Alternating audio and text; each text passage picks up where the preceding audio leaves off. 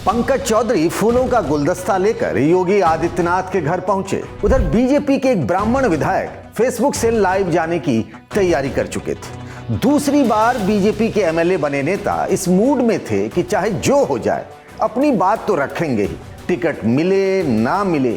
तभी उनके फोन की घंटी बजी। अपनी शहादत को तैयार ये नेता ब्राह्मण विधायकों की बैठक में भी गए थे। नमस्कार, मैं हूं पंकज झा, ये है राजधानी।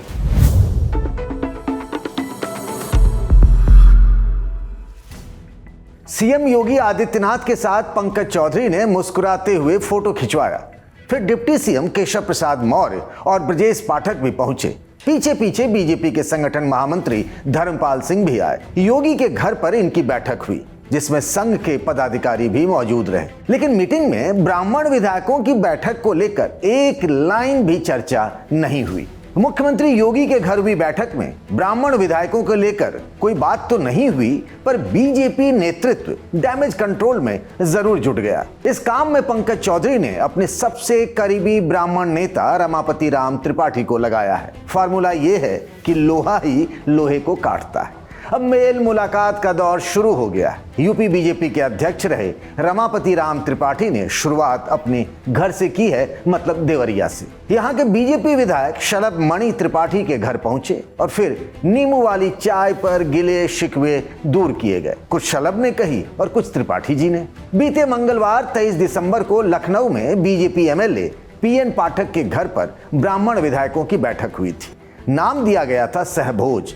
इसी सहभोज से सबसे पहले बाहर निकले थे शलभ मणि त्रिपाठी। रमापति राम त्रिपाठी ने सहभोज में शामिल रहे 7 विधायकों से फोन पर बातचीत की। सबसे उन्होंने 2 बातें कही। पहली बात, आप सबको पार्टी में उचित सम्मान मिलेगा। दूसरी बात, आपको जो भी कहना है वो पार्टी के फोरम पर ही रखें। सवाल यह है कि जो काम यूपी के बीजेपी चीफ पंकज चौधरी को खुद करना था, वो रमापति राम त्रिपाठी क्यों कर रहे हैं?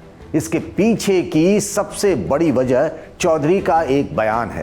पहले उसे सुन लेते हैं। देखिए, भारतीय जनता पार्टी सर्व समाज की पार्टी और इसमें किसी को भी हमारा संविधान परमिशन नहीं देता है कि भारतीय जनता पार्टी के जनप्रतिनिधि कोई भी जाति आधार पर बैठक करें। इसलिए हमने एक सूचना, उनको चेतावनी भी दिया हूं, बात भी किया हूं और आगे से निर्देश दिया हूं कि ऐसे प्रकार की कभी कोई बैठक ना हो, क्योंकि पार्टी के खिलाफ हो गए। ब्राह्मण विधायकों की बैठक और फिर उन पर एक्शन की चेतावनी। कहीं पंकज चौधरी ने ऐसा करने में हड़बड़ी कर दी? बीजेपी के अंदर इस बात की खूब चर्चा है। कहा जा रहा है कि जो बात मीटिंग के बाद खत्म हो गई होती, उस पर विवाद अब तक जारी है और इसकी वजह है पंकज चौधरी के बयान से पहले उनकी तरफ से जारी किया गया प्रेस रिलीज। यह भी संभव था कि मीटिंग में शामिल विधायकों से वे बातचीत कर मामले को पर्दे के पीछे ही सुलटा लेते।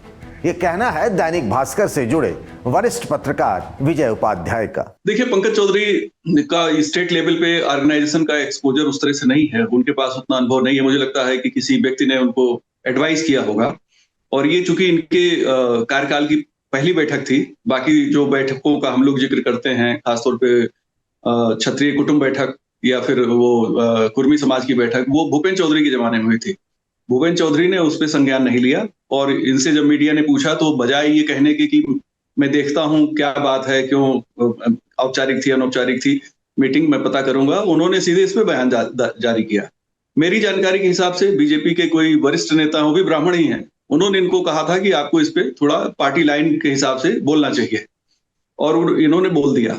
अब ये इको करने लगा, बाद में फिर इन्होंने रिपीट किया, चूंकि पार्टी लाइन के हिसाब से तो इनका स्टैंड ठीक है, लेकिन जो इस समय पॉलिटिकल सिस्टम है, जो समीकरण की बात है, वो थोड़ा सा अलग है और इस मामले को यूपी में काफी तुल दिया गया। जो होना था सो हो चुका।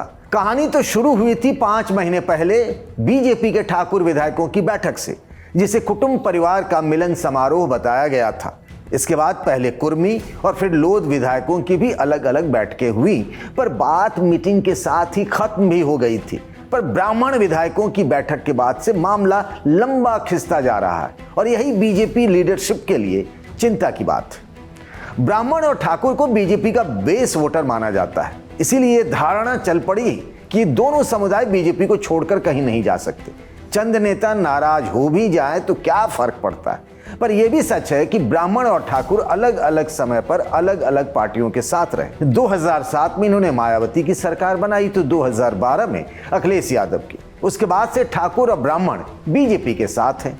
इन दोनों में परंपरागत तौर पर वर्चस्व की लड़ाई भी चलती रही है, लेकिन पंकज चौधरी के टफ स्टैंड के बाद ये मामला कुर्मी बनाम ब्राह्मण का होने लगा। शायद इसीलिए कभी यूपी के बीजेपी अध्यक्ष रहे और मौजूदा डिप्टी सीएम केशव प्रसाद मौर्य बीच वाली लाइन लेकर चल रहे हैं। देखिए, जब विधानसभा का सत्र होता है तो सारे विधायक एक दूसरे से मिलते रहते हैं। इसको कुटुंब बैठक, स्नेह मिलन और ब्राह्मण और क्षत्रिय और बैकवर्ड और दलित के रूप में नहीं देखना चाहिए। विधायकों को मिलना चाहिए, वो मिलते हैं, ये अच्छी बात है। बीते लोकसभा चुनाव में कुर्मी बनाम ब्राह्मण झगड़े में बीजेपी अपने हाथ जला चुकी है। अब जैसे बस्ती सीट का मामला ले लीजिए, यहां बीजेपी ने अपने सांसद हरीश द्विवेदी को टिकट दिया तो समाजवादी पार्टी से रामप्रसाद चौधरी लड़े। कुर्मी वोटर्स ने एकजुट होकर समाजवादी पार्टी को वोट दिया और बीजेपी के हरीश द्विवेदी हार गए। ऐसा ही कुछ अंबेडकर नगर, श्रावस्ती और लखीमपुर खीरी की सीटों पर भी हुआ। अंबेडकर नगर में समाजवादी पार्टी के लालजी वर्मा ने बीजेपी के रितेश पांडे को, श्रावस्ती में समाजवादी पार्टी के राम शिरोमणि वर्मा ने बीजेपी के साकेत मिश्रा को और खीरी सीट पर समाजवादी पार्टी के उत्कर्ष वर्मा ने पूर्व केंद्रीय मंत्री अजय मिश्रा टेनी को हरा दिया। सबसे शानदार मिसाल तो बांदा सीट की है। बीजेपी की तरफ से यहां रामकृपाल सिंह पटेल को टिकट दिया गया। समाजवादी पार्टी ने भी कुर्मी कैंडिडेट के जवाब में कृष्णा देवी शिवशंकर पटेल को उतार दिया। लेकिन असली खेल हुआ यहां से बीएसपी के कैंडिडेट मयंक द्विवेदी की वजह से। द्विवेदी के पक्ष में ब्राह्मण वोटर्स एकजुट हो गए, जिसका नतीजा ये हुआ कि बीजेपी ये सीट भी हार गई। बिहार में भी दो जातियों के बीच की आपसी खींचतान का नतीजा बीजेपी भुगत चुकी है। बीते लोकसभा चुनाव में भी बीजेपी के दो कोर वोटर यानी ठाकुर वर्सेस कुशवाहा के बीच संघर्ष की स्थिति बन गई, जिसका नतीजा ये हुआ कि एनडीए आरा, काराकाट, बक्सर जैसी सीटें हार गई। शायद बीजेपी इस तरह का फिर कोई मौका उत्तर प्रदेश में समाजवादी पार्टी को नहीं देना चाहती, क्योंकि अखिलेश तो ऐसे मौके के लिए हाथ फैलाए बैठे हैं।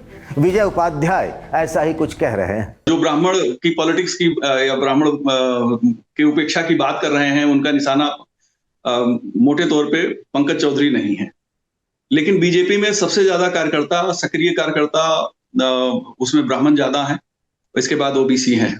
तो बीजेपी अपना संतुलन बनाने की कोशिश कर रही है और समाजवादी पार्टी 4%, 3 से 4% ब्राह्मण चाहती है कि हमारे खेमे में आ जाए। अगर 2% ब्राह्मण भी शिफ्ट हो जाता है समाजवादी पार्टी का, तो 2% इनका माइनस 2% उनका प्लस 4% का इंपैक्ट डालेगा। तो ये भी एक इसमें गणित काम कर रहा है। समाजवादी पार्टी तो फायदे के प्लेटफॉर्म पे खड़ी ही है। वो जो लोकसभा में जिस तरह का रिजल्ट आया है, अगर उन फंडामेंटल्स को समाजवादी पार्टी बनाए रख सकती है और सही तरीके से तर्कस से तीर निकाले अखिलेश यादव, तो बहुत मुश्किल नहीं है। लेकिन दिक्कत क्या है कि उत्तर प्रदेश की जो विधानसभा की जो सिचुएशन है, विधानसभा चुनाव की, वो लोकसभा चुनाव के पैरामीटर से थोड़ा डिफरेंट है।